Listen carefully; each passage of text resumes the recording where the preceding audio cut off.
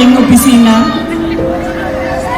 Palitan natin ng seal ng Office of the President.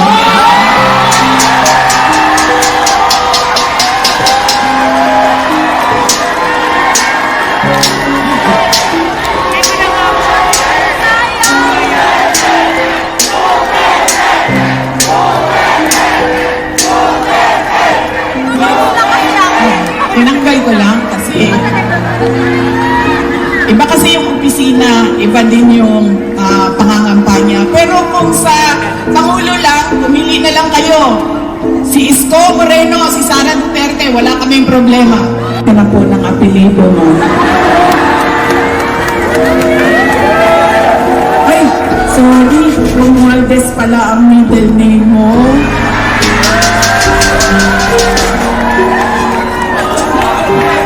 Okay, ito. Sabi ko nga, matino na tao, si Senator Amy.